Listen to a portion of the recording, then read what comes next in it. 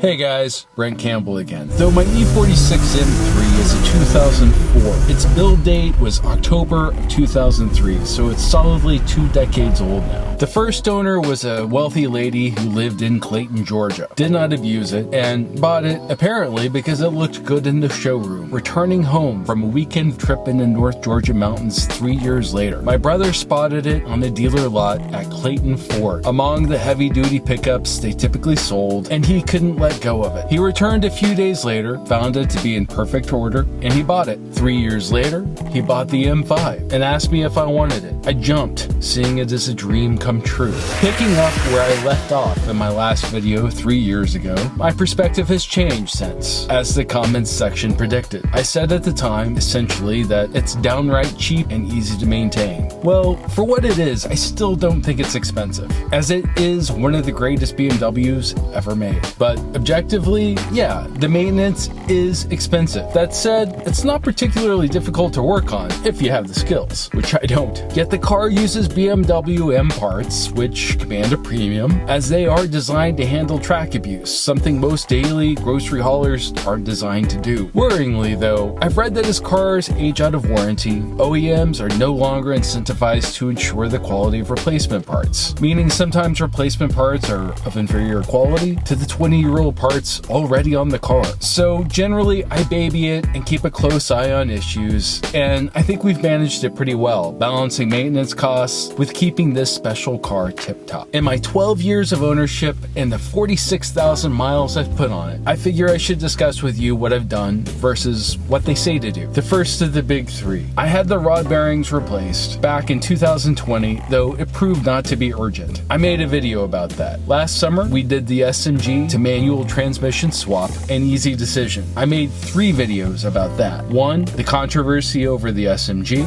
2, the conversion process, interviewing my mechanic Joe O'Neill. And 3, my thoughts on the outcome. Beyond the big stuff, there have been lots of battery, tire, oil change, and occasional brake jobs. We've also replaced the oil pump and the ignition coils. I'm relieved to say that there have been no double VANOS issues, the second of the big 3, with either of my cars actually, after a collected 23 years of owning them. And then, with the third of the big 3, I have not done rear subframe reinforcement. It's an annual inspection that we make a point to do. Then again, the car has never been abused, aside from one glorious track weekend at New Jersey Motorsports Park 8 years ago. Maybe my theory is dead wrong, but my sense is it's the area beyond engine, tires, suspension, brakes, and so on that BMW didn't think to reinforce for drifting and other hooliganism this car was just begging to have done to it. Much as I appreciate the temptation to drive it like a fool, I just love the machine and enjoy looking after it, knowing that whenever I get to drive it, it's a joy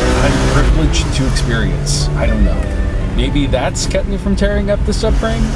If I were to track it again though, that and the brakes, and not the glorious engine, would be the first things I'd reinforce. Parts are expensive, but not unreasonably so for what it is. It's nice to know wherever I have a problem and I don't know of an Indy nearby, I can lean on a BMW dealership. Last summer, I was driving west out of Dallas toward New York. En route, the dash lit up and I was about 10 minutes away from the Little Rock dealer, where I stumbled in limp mode. They patched it up and I was fast on my way with no ignition coil issues since. My wallet was lighter, sure, but that's the risk I take, driving an old car on long road trips like that. A price well worth the admission for me. That said, parts on an 18-year-old car in a BMW dealership situated around newer, warranty-backed cars means even dealerships are less likely to stock parts for it. While I filled you in detail 3 years ago on the costs and won't repeat it, you can go back and watch that video if you want those details. We've done work on it over the last 3 years that takes it out of the affordable sports car category and into classic that needs premium, fresh parts, or something to that effect. This year, I spent over $6,200 years, giving its old parts a good refresh. Last year was the doozy. I spent nearly $11,000 on the transmission swap, new interior components, and then new brakes and a bunch of other key parts. The SMG to manual swap wasn't a hard decision as it increased the car's value by at least $10,000, an investment I hope to never realize. 2021 was easy on me. I knew it and I was grateful. Still, the car served me well, as it does. I made the previous video about my M3 maintenance experience in November 2020. If you haven't seen it, it's worth watching again. That said, right after, I had to replace the battery in December 2020. So there we have it, 20-year-old car with a fair amount of maintenance, but not too much. And the maintenance on it that I know about, it's doubtful more was needed its first 3 years. All new cars generally need are oil changes, and anything is covered under warranty. In the time I know about and have receipts for, starting when my brother bought the car in 2008, $42,000 has been spent maintaining and improving the car. I've personally spent $35,000, $9,500 more than the $24,000 I paid for the 7-year-old car in 2011, or a little less than $3,000 per year. I've spent more on it in the last 3 years than I did in the previous 9. Why? The swap, responsible for about half of that, which increased its value, essentially paying for itself. There were parts galore too, including new tires, brakes, shocks, and interior components that were looking long in the tooth. It's a painful thought, but cars are expensive, and I've never regretted a dime spent on this car, a car that's never stopped being cool, nor will it. And yeah, that sounds like a lot of money, but if I'd bought a new M3 every 3 years in that time, 4 times, I'd have bragging rights for the latest and greatest, and I'd have spent or lost about $200,000. Since my M3 is worth more than I paid for it, and that manual conversion adds to its value, the maintenance doesn't hurt as bad. And as I've stated before, the beauty of an appreciating asset is that owners of that asset will feel that they're not throwing good money after bad to maintain it. Considering the average new car costs $48,000 and say the average car will lose 90% of its value over 12 years, it doesn't seem so bad to get to drive one of the greatest driving cars ever for about what the typical new car buyer pays for a completely average experience. Fine for some, sure, but not for enthusiasts like you and me. Alright, that's it for now. I've been itching to make a video about the new Ferrari movie coming out, but I also want to make a video about maintenance on the M5. We'll see which I get to first. Until then, see you next time.